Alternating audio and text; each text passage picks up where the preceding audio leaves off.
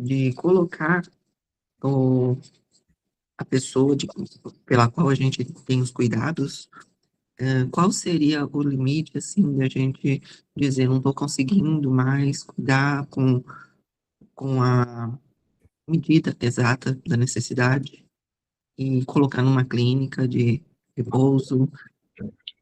Qual é o limite para isso, para essa ação?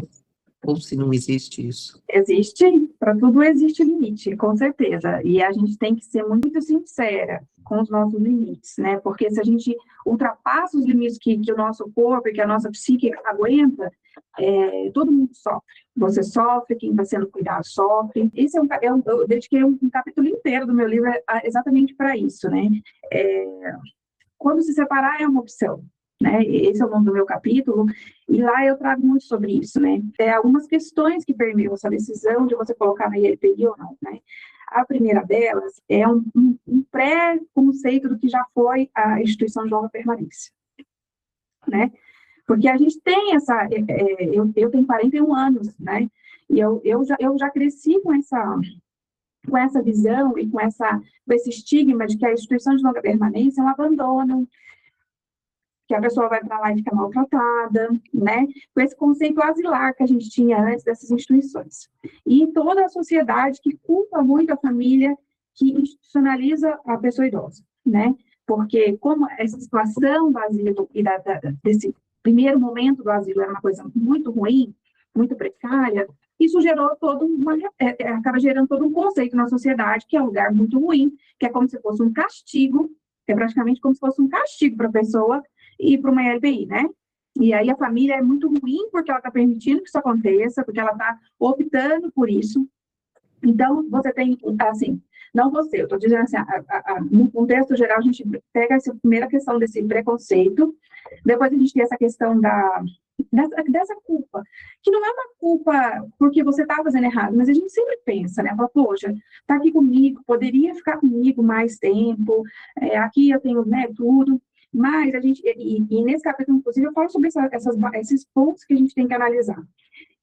O que você tem que analisar? Porque hoje, essa questão do preconceito, talvez a sociedade ainda tenha, que quando a gente toma essa decisão da instituição, pode ser que alguém julgue você.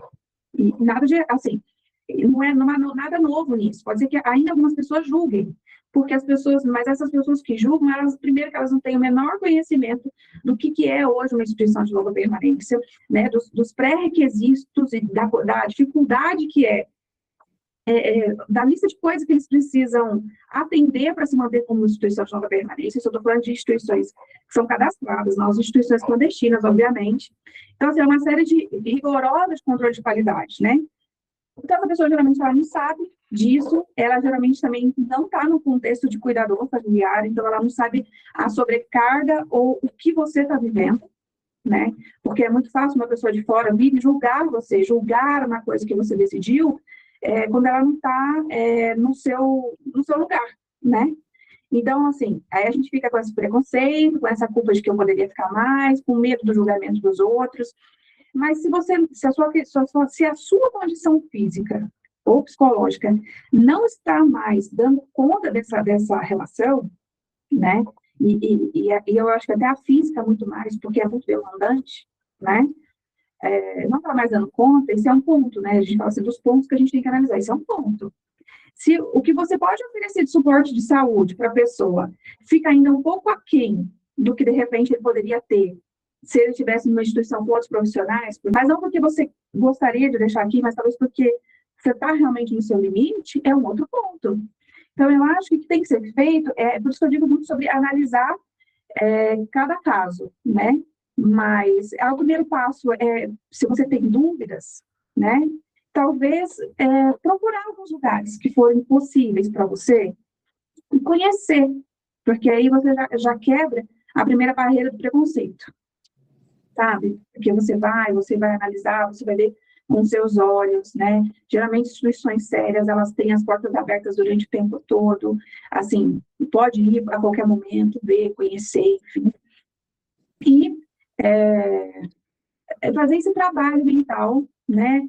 De repente, com acompanhamento, mas fazer esse trabalho de desapego, eu acho que você viu um pouquinho do que a gente estava falando da fusão identitária, e dessa questão da separação do self, se você viu um pouquinho da aula. Então, fazer esse trabalho para você se desprender disso de uma maneira mais natural. Nada feito com pressa, sabe? Para ser uma decisão também que, quando você chegar na frente de tomar essa decisão, se precisar tomar, né, você faça isso de maneira mais segura.